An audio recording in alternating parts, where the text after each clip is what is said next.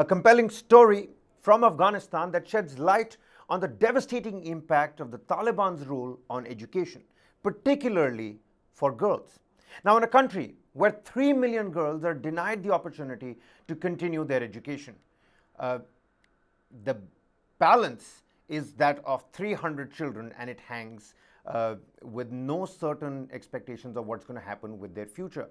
Now, with expert voices, we're going to delve into the crucial issue of preserving access to education for girls as we explore why the Taliban is staunchly against women's education. We will also uncover India's significant influence in Afghanistan and the challenges faced by this particular school that is at the forefront of providing education to young Afghan students. Now stay tuned, get down in the comment section as much as you can, help us understand what is going on in your mind when you're looking at not just these 3 million, but the 130 million girl students that are denied education globally. As we take you on this journey to understand the impact of Taliban's rule, the resilience of those fighting for education, and the potential consequences for the future of these children.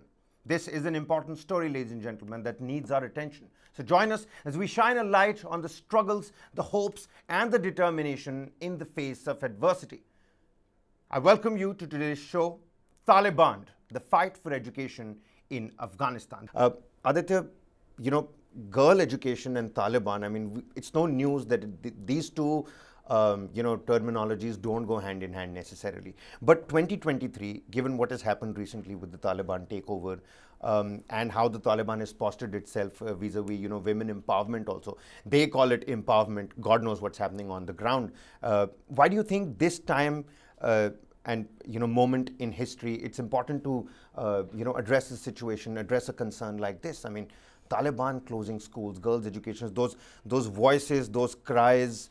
A girl called Hadia in the documentary says that she wants to grow up to be a businesswoman. Several others say they want to be lawyers and doctors. And, you're really moved. It really pinches you at the right place in your heart that, these are girls. There is, piousness, there's purity, there is, organic ambitions that are suddenly curtailed, stomped on. There is no other way to look at it. What moved you to make this story? Why do you think it's important that you put this out in front of the world?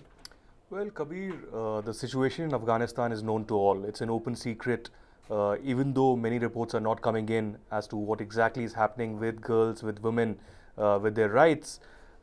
It clearly is a question of fundamental rights.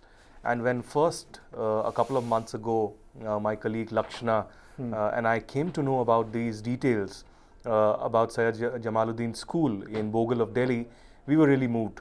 And we knew at that stage that we had to narrate this story, no matter what happens. And this is not a story of only 300 girls and students in Delhi, 300 Afghan girls and students. This is a story of 3 million Afghan girls whose fate and career hangs in a balance in Afghanistan. So there are two stories that are actually running parallelly when we actually tell the story of Talibanned. It is the story of the common Afghan girl who, after the Taliban takeover, have no fundamental rights. They have no right to education, either in schools or in university. Only perhaps until class 6th can they study. After that, they cannot. No Afghan girl, be it young or elderly or middle-aged, can move out alone in Afghanistan unless she has a male companion with her, either in the car or on the streets. What can be worse? Afghanistan was changing. There was democracy being restored until a few years ago. There was unparalleled education that was being given to them. Several Afghan girls and women, graduated to top universities in US, in the West. Many of them came to India as well. Some of them are today top anchors of global news channels. They are in IT companies. They are doing a lot about human rights, about education itself. So we knew that Taliban is not going to move away, and the brutality only continues. So here was a little story, a little chance for us to do our bit as documentary filmmakers, as journalists, to narrate this story, because we only had the power of the pen or the power of the camera or our voice to dissent and to actually let the people know what the reality is. In this particular case, this was a school in the Bogle area of Delhi, Sayyid Jamaluddin School, which was being run for years. It is the the oldest school here of the Afghan refugees, and there are hundreds and thousands of Afghan students who have studied from there and made it big. And suddenly, after the Taliban takeover, they refused to fund it, and the Afghan embassy in New Delhi was also incompetent to fund it anymore.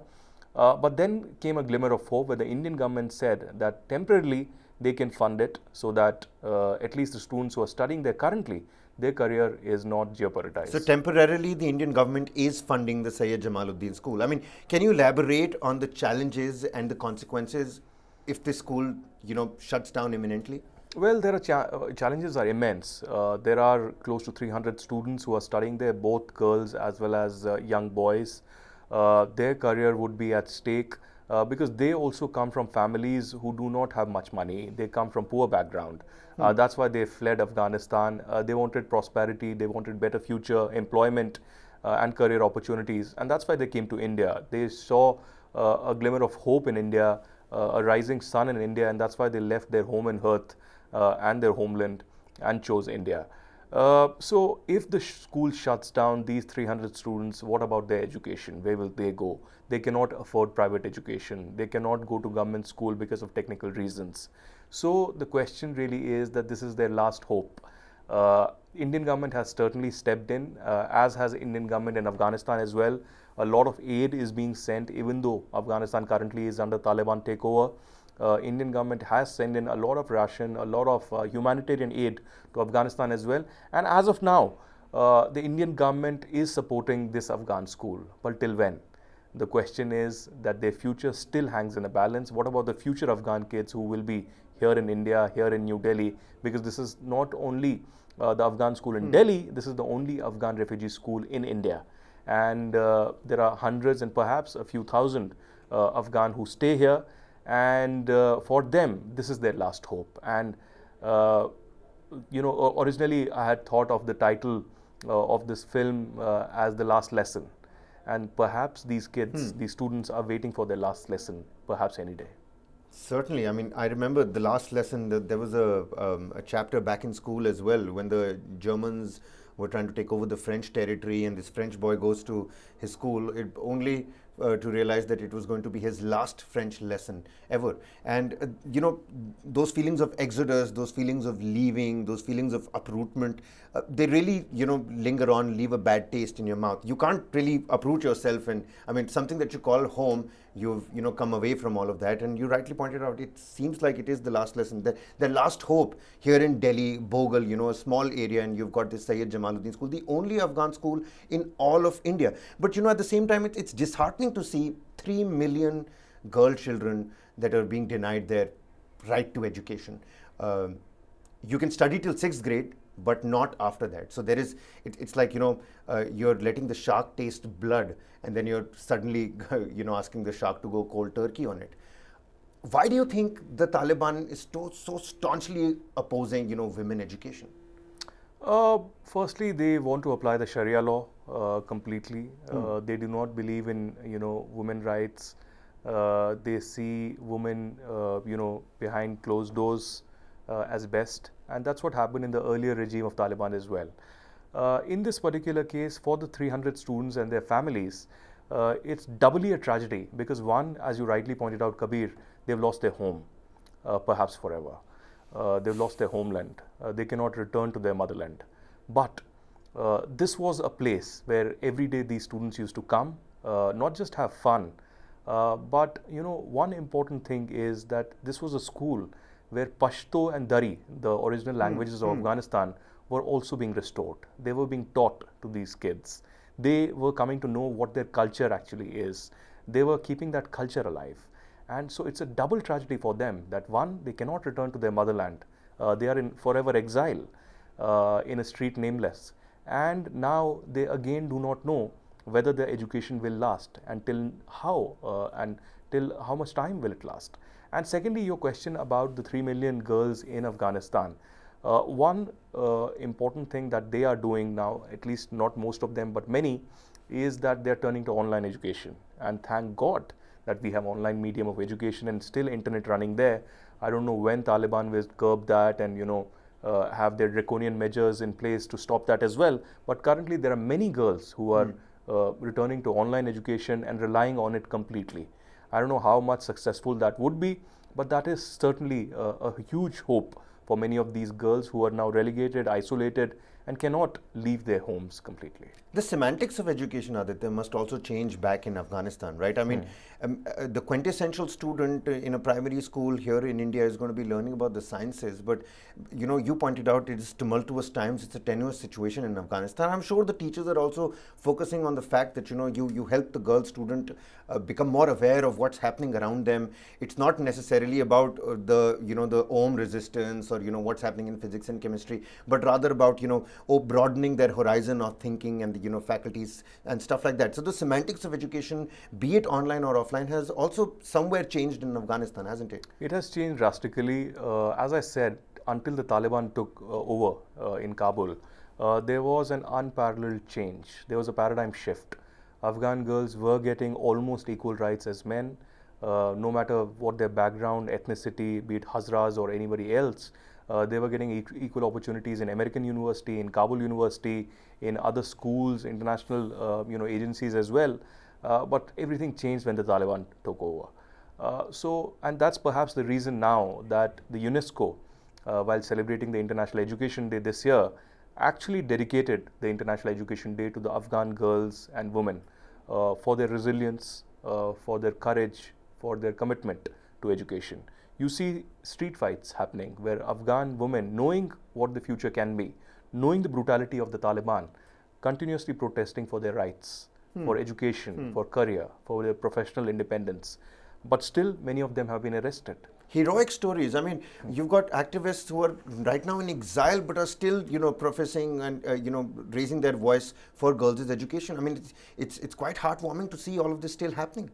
Absolutely, it's heartwarming, and it's also unimaginable to an extent where in the world of 2023, you cannot imagine that Afghanistan has now returned to Taliban.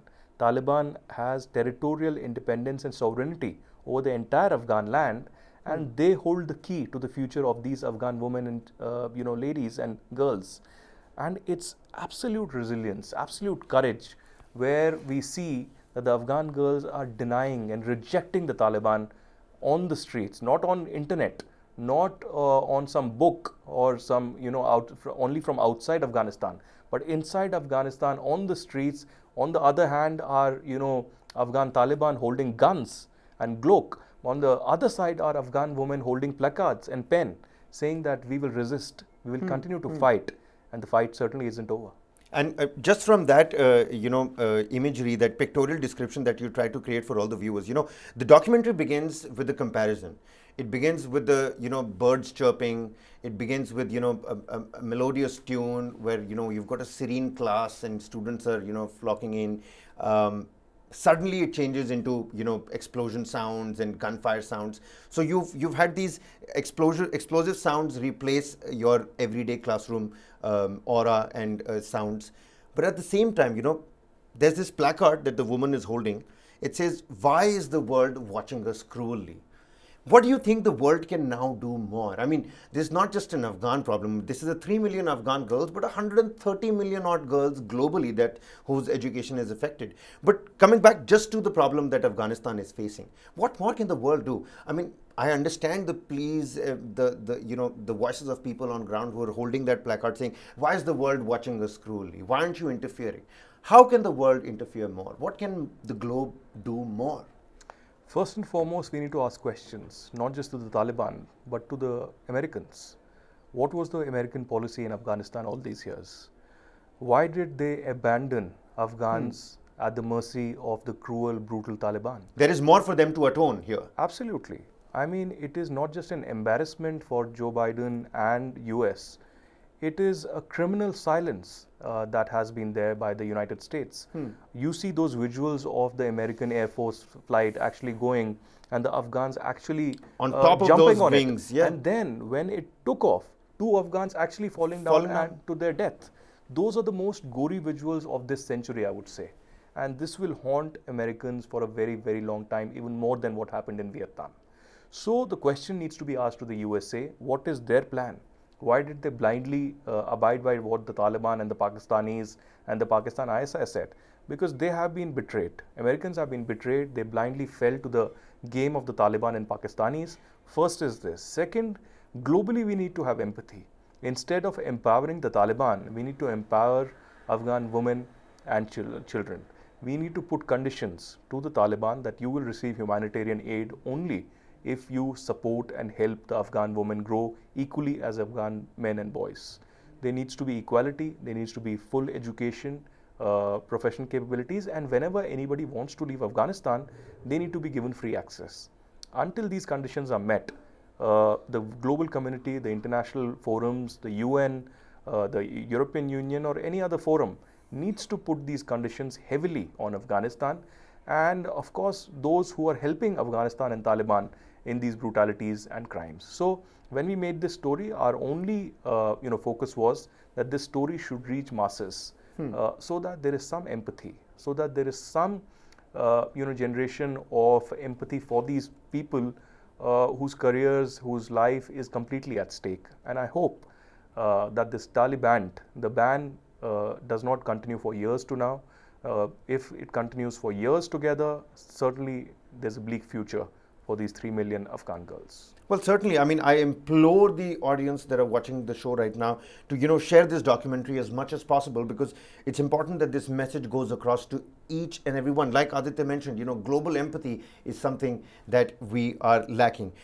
Coming back to what India has done, India's significance in Afghanistan, and not just in Afghanistan, the Sayyid Jamaluddin school back here in Delhi as well. You were talking about how the center has stepped in, the Indian government is temporarily going to fund this particular school. What more can the Indian government do? Shouldn't we be expecting the Indian government to fund the school permanently now? I mean, that's going to be one of those arguments that are going to be put out in the public opinion. Well, India has done more than it can in the region, and the Taliban is also looking towards India for more help, more aid instead of Pakistan or any other country. India has sent down a lot of humanitarian aid to Afghanistan. India has yet again opened its embassy, even though it has not given a diplomatic credit or credibility to the Taliban. Taliban has not been allowed to open its embassy in New Delhi, but Indian embassy is functional there. There are some diplomats as well as security team that is monitoring the situation very closely, sitting in Kabul. And as I said, a lot of humanitarian aid is continuously going in to Afghanistan. At the same time, India has decided to, as of now, at least for a year or so, to fund this particular school, Sayyid Jamaluddin school in Bogle of Delhi. India has not rejected. I mean, how could you not, Aditya? I mean, take a look at those smiles, those little children. It's quite appalling. How can you let this school shut down? I'm guessing everybody who gets to know about this story is going to pitch in with their little bit, because the smiles of these students, the youngsters, the young little kids, and the cultural aspect that you spoke about, I mean, it really moved me for sure. Absolutely. So I think India believes in Vasudhaiva Kutumbakam. India has proven that during the COVID-19 pandemic, helping out the global community with vaccine. India has led several such global initiatives, and I think in this also India will take a very empathetic call. As of now, it's a temporary funding, but I hope it will be a more permanent structure that will come in. Perhaps the Ministry of Education, Ministry of Home Affairs and the Ministry of External Affairs together take a call on it on humanitarian grounds. It is absolutely necessary because India believes in education. India has been giving that education to the global community. So I think that's the least that we can do, and perhaps the government of India will take a call on it, but this is also a larger issue. It's not, as I said, only about these 300 kids, because these 300 kids could be funded. What about those 3 million girls who are chained, abandoned, isolated, and do not have a way out from that prison? Being shot at for studying inside schools. I mean, those are some of the concerns in those voice messages that you've inculcated in the documentary. Again, asking everybody to go check it out. How girls, they're crying. There are voice notes where girls are saying that, he's shooting at us. हम पे गोली चलाई जा रही है क्योंकि हम school आए हैं. This, by the end of it, don't you think is going to become a human resource problem for Afghanistan itself? I mean, today, our youngsters, our students are tomorrow's scientists, tomorrow's educationists, tomorrow's academicians, tomorrow's politicians, you name it. They're the ones who are going to take the country forward. Don't you think curbing down on these women in Afghanistan, and the documentary begins with this, girl's appeal. And there is so much logic behind this girl's appeal and anger, yet she manages to sort of like placate her anger with logic and says, how do you expect my country to go forward if I can't read, if I can't study, if I'm being chained to draconian, ideologies? How will the country move forward? Don't you think this is like shooting yourself in the foot for Afghanistan? Absolutely. Kabir, you and I and the Afghan kids and students can understand and relate with it. But can the Taliban? The Taliban has a very myopic vision. The Taliban only think about their own vested interests. They do not care about the Afghan women education or girls. As of now, the latest statement that came a month ago from the Taliban said that we are not going to restore any kind of girl education either in universities or colleges. So it's been close to 2 years now that there is completely shut down and ban on the education of women. So this is a humanitarian crisis that the Taliban certainly cannot understand. This is going to further weaken the Afghan society, the Afghan government, and whatever Islamic Emirate that the Taliban is running in Afghanistan. So clearly our endeavor here was a plea, an awareness campaign, a story that needs to reach not just the Taliban but the global audience, and pressure needs to be mounted so that education can be restored, because this is a fundamental right globally that certainly cannot be denied. Absolutely. And it's not just like you mentioned, it's not just about the 300 girls at the Sayyid Jamaluddin school. It's not about the 3 million girl students in Afghanistan. It's about all the students, not just girl students. It's about all the students, that some sort of educational parity, and we need to constantly bridge that gap. And it's stories like these, the Talibanned, fight for education and the survival of education in Afghanistan, particularly for girl students, is something that we constantly need to talk about.